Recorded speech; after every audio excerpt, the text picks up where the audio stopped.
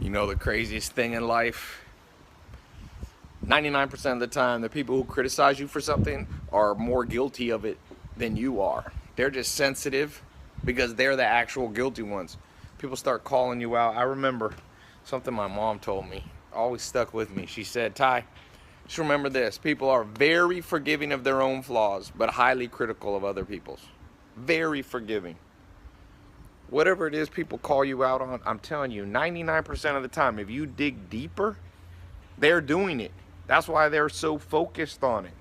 Person who calls you out for being, they'll say, oh, you're too proud, you're too vain. Mark my words, go on their Instagram, it's full of selfies. You get somebody calling you out for being greedy, caring too much about money. Oh, trust me, if someone goes in their bank account and takes money out, they're going to have a heart attack just like you. Someone calls you fake, someone calls you a liar, you dig deep into their life, boy, they got lies everywhere. That's why that old saying, don't judge because the same measure you judge other people, you'll be judged back. That's a true saying. I wish that was remembered more. And I'm guilty of it too.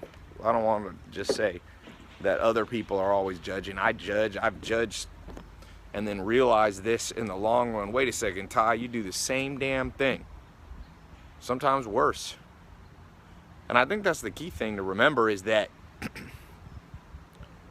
one of the ways you can be happier, because what makes us unhappy is finding all these other flaws in other people. What makes us kind of happier is realizing you put all the flaws on a scale and weigh them, a lot of times they come out just about even. Now that's not to say there's not a time and a place to call people out, because sometimes it's just too much, and there are people that are that are guiltier than other people, don't get me wrong. I'm just saying 90+% of the time, just test it.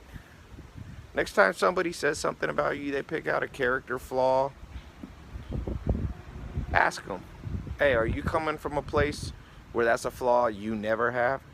Because there's one thing to give constructive criticism, there's another thing to attack, and that's what most people do.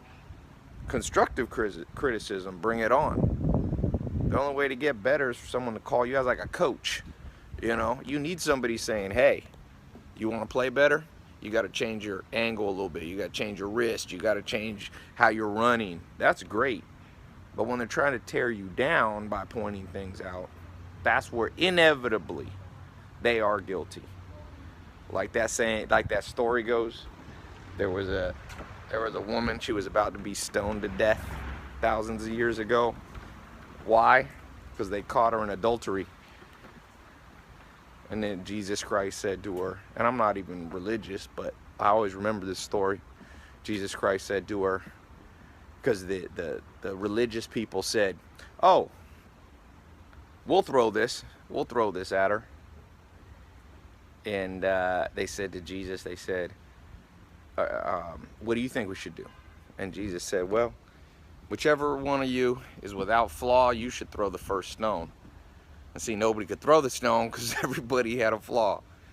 So, man, when people act like that, I'm just like, get the fuck out of here. If you want to come constructive. If you want to come at me, come constructive. And if you want to go at other people, go constructive at them. Look at politicians. The politicians who pass the most anti-gay laws, the anti-prostitution laws, they always, 99% of the time, they're the ones that are gay secretly, or they're the ones that are using prostitutes. Same with preachers.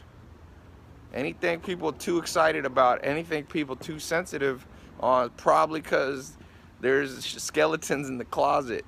So, get constructive, let the constructive flow in, let the bullshit hit a wall and just bounce back on them. Anyway, my 2 cents. Maybe it doesn't make any sense.